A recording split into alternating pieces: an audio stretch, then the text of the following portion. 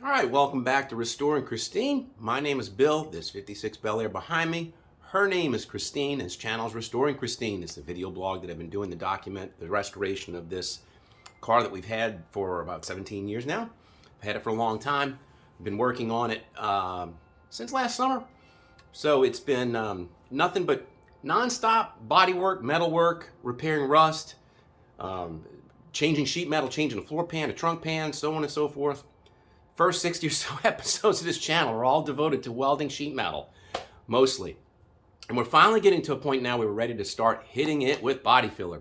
But what I want to do is I want to address a lot of questions about the materials that we're going to be using. So that's what this episode is going to be. I'm going to show you what all the products that I'm going to be using on Christine. So we're going to go over body filler, sanding materials, blocks, thinners, all the products that we're going to be using to do the body work on Christine, to get her straight as an arrow, to get her ready for paint.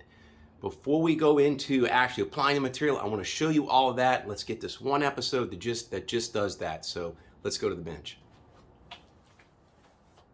All right, so in the age of the internet, everybody's tempted to go to the internet and then go to Amazon or go to Eastwood or any one of the other online stores, online sources, and buy materials online. It's easy. You got your phone in your hand or your laptop in front of you, and you sit at your computer and you can shop without leaving your house. And it's comfortable, but I'll tell you what, this is not an instance where you want to do that. This is an instance where you absolutely want to have somebody in the know. You want to use a local supplier, and I'm telling you, there's one near you. If there's a body shop anywhere near you, there's going to be a paint supply store near you too. So the trick is to get to know one, go introduce yourself, and just lay it out there. Just tell them who you are. If you're a hobbyist like me, just go explain to them. Say, look, this is my deal. I'm not a professional. I'm trying to do this myself, and I need some help and some advice and guidance. And 9 times out of 10, you should find it. And if you don't find it at the store you go to the next store, because you're going to get some good help if you get to the right store, get to the right people. So I personally happen to know I've got a good relationship with a fella that I've known for a few years. His name is Jack. And Jack tightens me up every time it comes to bodywork material, anytime it comes to paint, sanding materials, filler. And he's a sales rep for this, for a distributor, for a shop. And you know, they educate him. So that's the thing, is he goes to seminars, he goes to sessions, and all the manufacturers come to their store and educate them on the products that they're selling. So they are the smartest, and they know the most about what products they have available to you and what are going to suit your project and what give you the best chance at success. I mean, that's what you want. You don't want somebody selling you something that you got to be a rocket scientist to do it, or you have to have 20 years of experience. And it requires, a special touch to where it's like if you're not experienced, you're going to want products that are going to be friendly for your skill set. And they are in the best shape to set you up for that. So let me show you what Jack set me up for this project. And a lot of this stuff is familiar to me. Some of it's new. So let's go over them one at a time. Okay, so the first thing is I had Christine sandblasted. Media blasted. So she was stripped down to bare metal. When I got it back on day one, it was bare metal, and I decided to go ahead and prime it myself. The guy that was doing the blasting wasn't in position to go ahead and do priming. There was a body shop where we could have towed the car over to a body shop and had them prep it with primer. But for all that hassle, I just loaded her on a trailer, brought her home, and I got the materials to do that myself.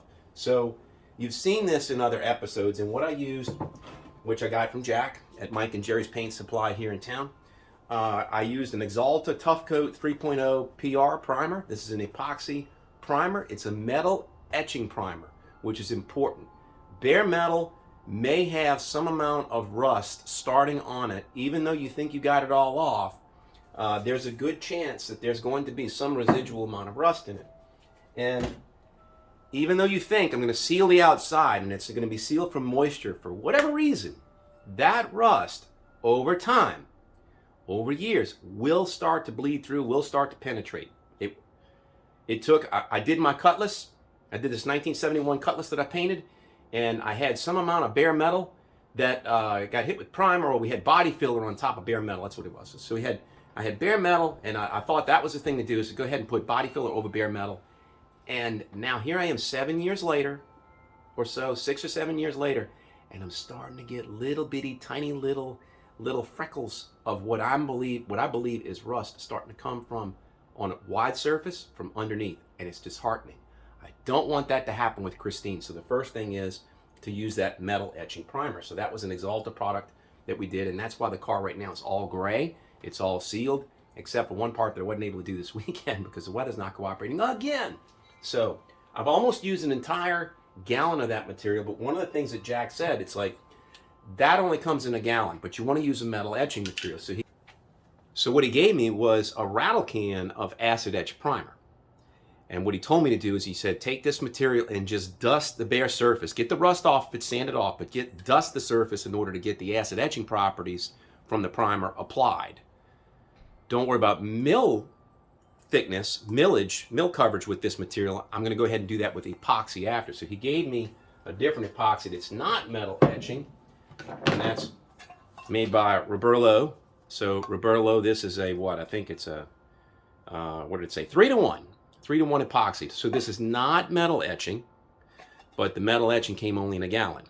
Maybe the supplier that you go to might have it, but that's what I have. So I don't need a whole lot more of this epoxy primer. I'm going to use a different primer when we get to body fill.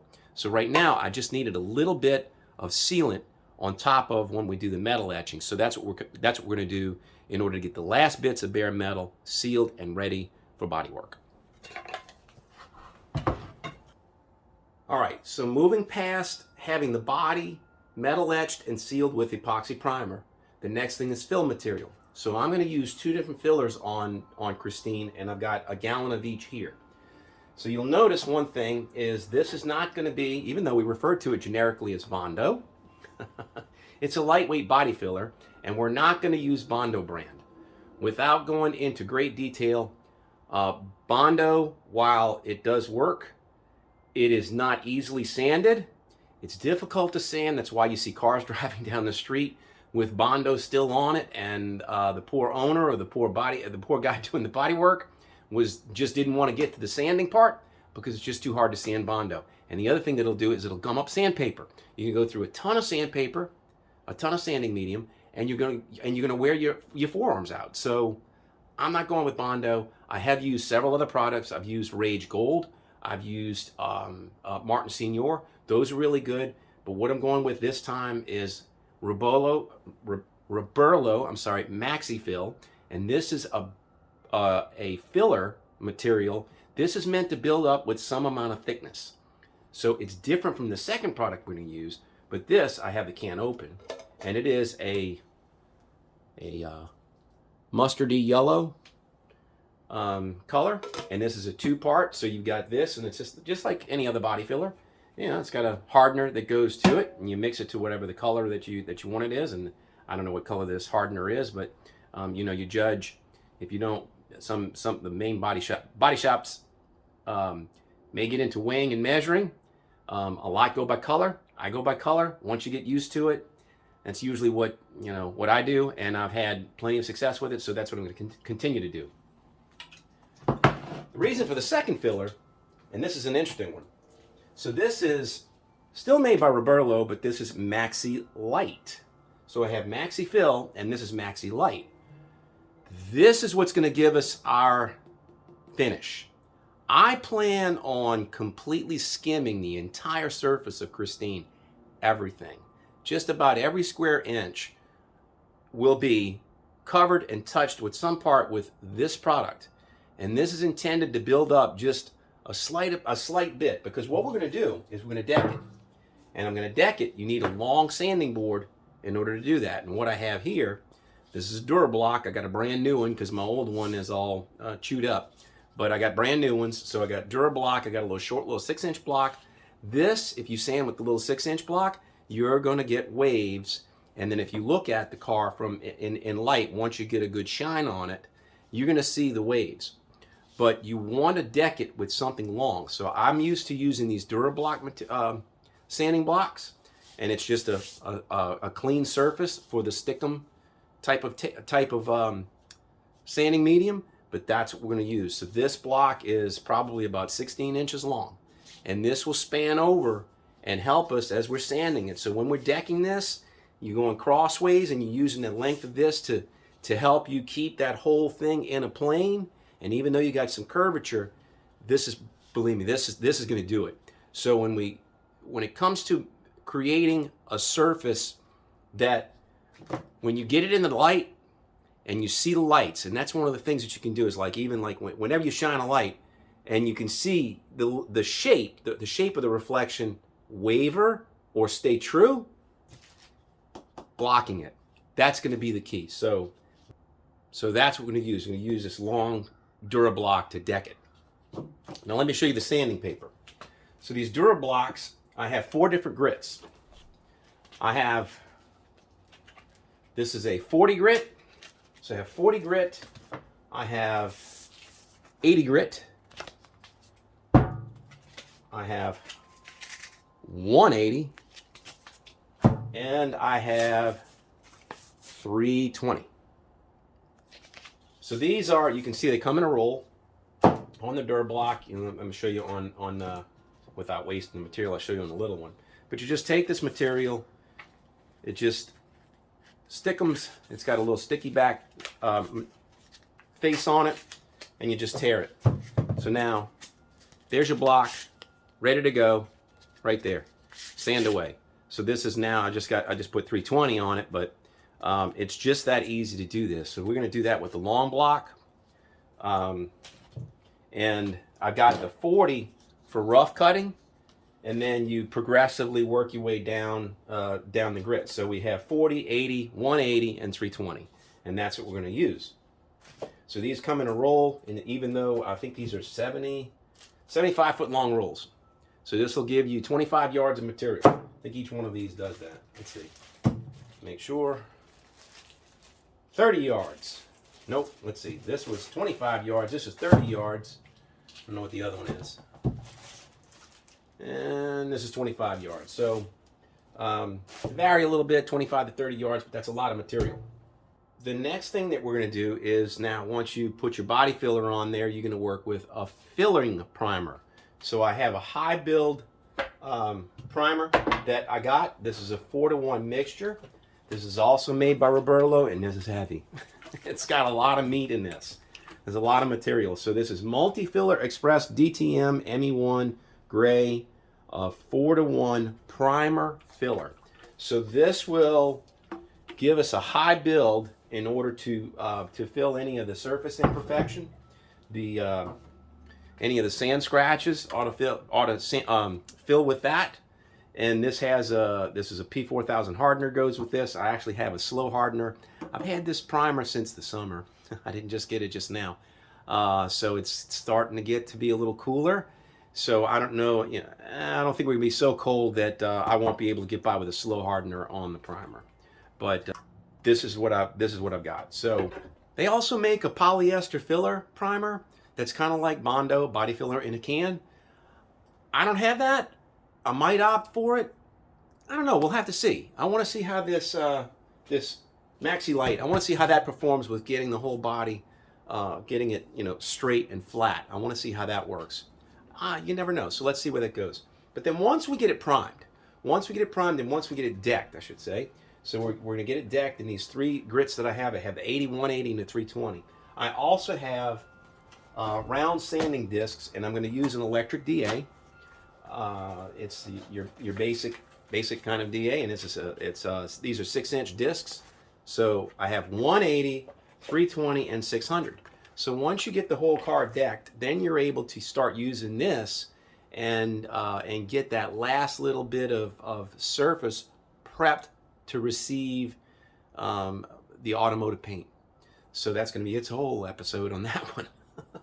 But I'm going to use these round discs when we're starting to get ready, the last few steps to get it ready for paint. So let's see, where else can we go? I think the last thing is way back here, big boy. I got a whole 5 gallons. 5 gallons of lacquer thinner. I was going to buy a gallon, and he says, you know what, man? You're just going through with all of this just right now. do yourself a favor, just like it is. A quart, twice the price of a quart gets you a gallon, twice the price of a gallon gets you 5. So he taught me into getting a 5-gallon can. You can always use it. That's what I've got. So anyway, that's what we're going to use to do this. All right. One last thing. I decided to do some experimenting, and I haven't yet gotten to the point where I'm going to do it yet, but I invested in an Ingersoll Rand 328B. This is an 8-inch, what they call a Bondo hog.